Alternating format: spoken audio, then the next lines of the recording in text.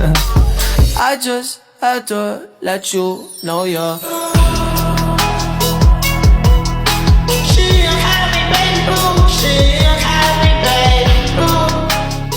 Pose with the fans. Pose with the pose with the pose with the fans. Pose with the pose with the pose with the fans. Pose with the fans.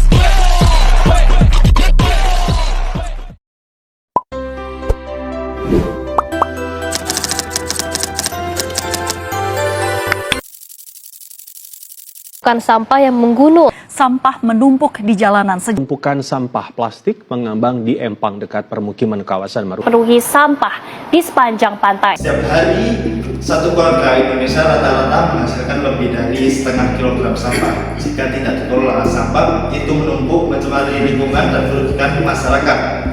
Namun, di balik masalah itu terdapat peluang besar yang sering kita lewatkan. Sampah jika dikelola dengan tepat bisa menjadi sumber penghidupan masyarakat.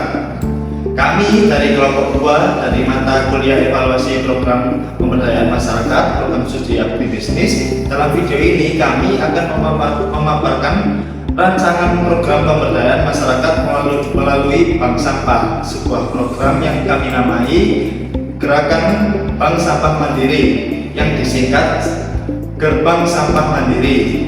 Program ini berfokus pada pengolahan sampah rumah tangga berbasis masyarakat untuk meningkatkan kesadaran lingkungan sekaligus nilai ekonomi dari sampah yang selama ini terbuang sia-sia. Sebelum kita merancang sebuah program pemberdayaan, langkah pertama yang harus kita lakukan adalah mengidentifikasi masalah sesungguhnya terjadi di masyarakat berdasarkan data Sistem Informasi Pengelolaan Sampah Nasional dan SIPSN Kementerian Lingkungan Hidup dan Kehutanan. Pada tahun 2023 Indonesia menghasilkan lebih dari 35 juta ton sampah per tahun. Sampah rumah tangga menyumbang sekitar 60% dari total sampah tersebut. Masalah yang kami temukan di masyarakat dapat dikelompokkan menjadi tiga aspek. Yang pertama yaitu masalah lingkungan. Banyak warga membuang sampah sembarangan karena tidak ada wadah pengelolaan yang memadai. Yang kedua yaitu masalah sosial.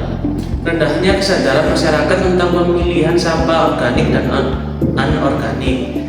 Yang ketiga yaitu masalah ekonomi. Potensi nilai jual sampah anorganik seperti plastik, kertas, logam terbuang sia-sia karena tidak adanya sistem penampung. Dari ketiga masalah itulah kami merancang program yaitu Gerbang Sampah Mandiri sebagai solusi terintegrasi. Program Gerbang Sampah Mandiri menyasar 3 kelompok utama dalam masyarakat. 1. Ibu rumah tangga sebagai pengolah sampah utama di rumah. 2. Remaja karang-taruna sebagai penggerak dan operator bank sampah. 3. Kepala keluarga sebagai pengambil keputusan partisipasi rumah tangga. Tujuan umum kami adalah meningkatkan kesadaran dan kemandirian masyarakat dalam pengelolaan sampah secara berkelanjutan. Adapun tujuan khususnya: 1. Membentuk 3 unit bank sampah aktif di 3 RT berbeda. 2. Mendaftarkan minimal 50 kepala keluarga sebagai nasabah. 3. Menghasilkan pendapatan kolektif minimal 500.000 per bulan. Dan yang keempat, mengurangi volume sampah ke TPS sebesar 30% dalam 6 bulan. Setelah menentukan siapa yang menjadi sasaran dan apa yang ingin dicapai, sekarang saya akan menjelaskan bagaimana caranya, apa strategi dan kegiatan apa yang akan kami jalankan. Strategi pemberdayaan yang kami gunakan mencakup 5 pendekatan utama, yakni yang pertama sosialisasi kepada warga melalui pertemuan PKK dan rapat RT. Yang kedua yakni pelatihan pemilihan sampah secara langsung menggunakan tempat sampah yang berbeda warna. Yang ketiga yakni pendampingan pendirian struktur organisasi dan sistem pencetakan bank sampah. Yang keempat yakni penguatan lembaga dengan mendaftarkan bank sampah pada Dinas Lingkungan Hidup. Yang kelima yakni kemitraan dengan pengepul dan industri daur ulang untuk menjamin penjualan sampah. Kegiatan dilaksanakan bertahap selama 6 bulan. Sosialisasi, pelatihan, pendirian unit operasional mingguan, pelatihan daur ulang hingga monitoring dan evaluasi. Setelah program dirancang dan dilaksanakan, langkah selanjutnya yang tidak kalah penting adalah evaluasi. Bagaimana kita tahu bahwa program ini berhasil? Kami menggunakan logic model sebagai pendekatan evaluasi. Model ini mengumpulkan sumber daya, kegiatan, dan hasil secara sistematis. Yang pertama yaitu input, dana dari A, B, D, DES, dan CSR, alat bank sampah seperti timbangan dan karung, buku tabungan, tenaga pendamping, dan narasumber pelatihan. Yang kedua yaitu aktivitas, sosialisasi, pelatihan, pendampingan operasional, penimbangan sampah mingguan, dan monitoring berkala. Yang ketiga yaitu output, berbentuk 3 unit bank sampah terdiri dari 50 KK terdaftar sebagai nasabah, buku tabungan tercetak, dan produk daur ulang kreatif. Yang keempat yaitu outcome, peningkatan pengetahuan pemilahan sampah, perubahan perilaku warga, dan peningkatan pendampingan keluarga. Yang kelima yaitu dampak jangka panjang, lingkungan lebih bersih, berkurangnya volume sampah ke TPA, terbentuknya budidaya peduli lingkungan, dan pertumbuhan ekonomi sirkular berbasis komunitas. Ada 5 indikator keberhasilan utama yang kami tetapkan adalah 1. 50 KK aktif menampung sampah per bulan.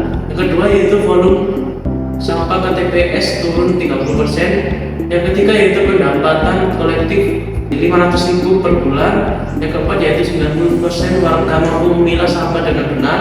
Yang kelima yaitu bank sampah mandiri tanpa pendampingan intensif setelah 6 bulan. Untuk memastikan evaluasi berjalan objektif dan akurat, kami menetapkan beberapa teknik pengumpulan data yang akan digunakan. Pertama, observasi lapangan. Tim evaluasi akan melakukan kunjungan langsung ke lokasi bank sampah untuk mengamati proses pemilahan, penimbangan, dan pencatatan sampah secara nyata. Kedua, wawancara mendalam. Kami akan mewawancarai pengurus bank sampah, nasabah aktif, dan tokoh masyarakat untuk mendapatkan gambaran kualitatif tentang dampak program. Ketiga, angket kepuasan. Kuesioner terstruktur akan dibagikan kepada seluruh nasabah untuk mengukur kepuasan, motivasi, dan tingkat partisipasi mereka.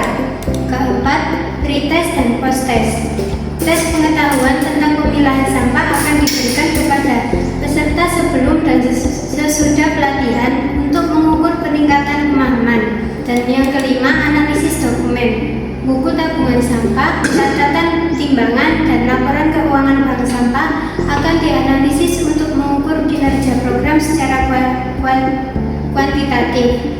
Kombinasi metode kualitatif dan kuantitatif ini memastikan evaluasi kami bersifat komprehensif dan berbasis data. Selanjutnya yakni rekomendasi untuk keberlanjutan dan perbaikan program bank sampah mandiri. Sebuah program pemberdayaan yang baik tidak berhenti pada tahap implementasi, melainkan terus berkembang dan beradaptasi. Berikut rekomendasi yang kami susun. Rekomendasi pertama yakni replika dan perluasan program. Setelah sukses di 3 RT percobaan, model ini diterapkan di seluruh desa. Rekomendasi yang kedua yakni integrasi dengan program Smart Village, yakni pencatatan transaksi dilakukan lewat digital aplikasi desa. Yang ketiga yakni pengembangan produk taruna, yakni sampah organik diolah menjadi kompos, sampah organik anorganik menjadi kerajinan. Rekomendasi yang keempat yakni pembentukan koperasi sampah, yakni bank sampah berkembang menjadi koperasi berbadan hukum. Yang kelima yakni penguatan kemitraan dengan sektor swasta, dukungan dari perusahaan swasta agar program ini tidak bergantung pada anggaran pemerintah. Demikianlah pemaparan kami mengenai program Bank Sampah Mandiri, sebuah program pemberdayaan masyarakat melalui bank sampah yang kami rancang sebagai bagian dari ujian akhir semester kami, mata kuliah evaluasi pemberdayaan masyarakat. Bank sampah bukan sekedar tempat menabung uang, ia adalah instrumen pemberdayaan yang mampu mengubah masalah menjadi peluang, mengubah sampah menjadi nilai ekonomi, dan mengubah warga pasif menjadi komunitas yang mandiri dan peduli lingkungan. Kami berharap rencana program ini dapat memberikan inspirasi dan kontribusi nyata bagi pengelola sampah berbasis masyarakat di Indonesia. Terima kasih kepada Ibu Warini Roro Anggun Salasa SPMSI selaku dosen pengampu yang telah membimbing kami sepanjang semester ini. Cukup sekian dari saya. Wassalamualaikum warahmatullahi wabarakatuh. I just had to let you know you're